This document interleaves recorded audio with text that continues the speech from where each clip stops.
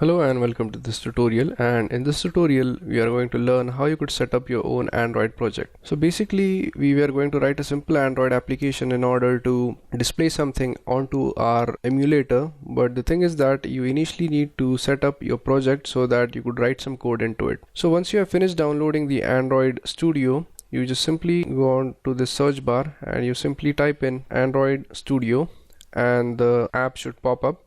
You simply click on this icon and the Android Studio should start. So once you're done opening up the Android Studio, if you have installed Android Studio for the very first time, you might get a different window which allows you to create a new project, but if you run it for the second time, you will get this kind of layout. And now in order to create a new project in Android Studio, you simply go on File, go to New and click on New Project, and this should create a new project for us. So we need to name the project by some name. So let's name the application as, let's say, my application. Now once you have typed the application name, the next thing which you want to fill up is the company domain name.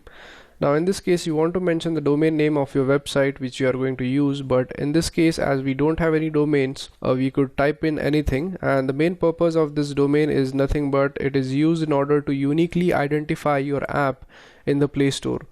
So for example, if you have multiple applications which are named my applications, then the two applications would be distinguished based upon the company domain name.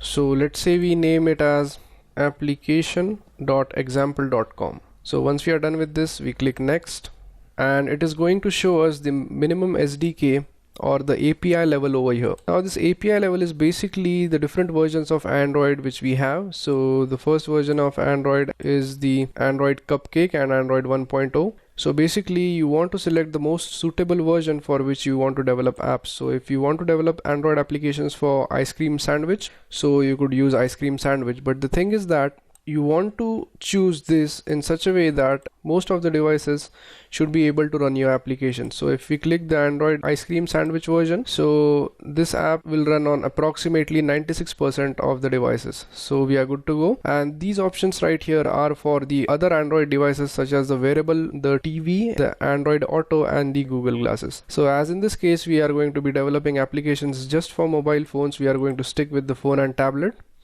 And once we have selected the suitable option, just simply click on next.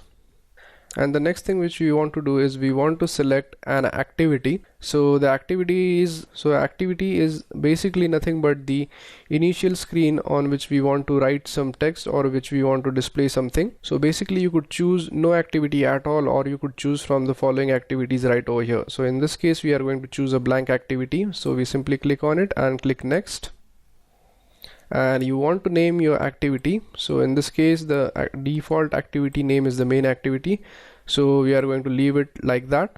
Now finally we click the finish button and it is going to load up the components of the project for us. So basically we are done creating a project, and we could see our project right over here in the Project Explorer bar or the Project Explorer tab. So as you could see, it is building up the project for us, and right over here you could see the Project Explorer bar which contains the different types of files which are contained in our app folder. And also you need to make sure that you keep an eye on this progress bar which will show you the progress of building the project, and once this is complete you could start editing your project. So as you could see, our project has completely loaded in the Android Studio. Here you could see our app which contains these manifest folder which contains the Android manifest which contains the XML, and we also have our Java folder in which we could write the Java code, and then we finally have our resources folder in which we could have our things like the images and other media. So that's it for this tutorial, and in this tutorial we have learned how you could set up your own Android project so that we could write some code into it. So in the next tutorial we'll be writing some code, or rather we'll be executing this screen right here onto an emulator. So we'll basically learn how to run the emulator and how to check the output of your code. So thank you very much for watching, and I'll see you guys in the next tutorial. Thank you.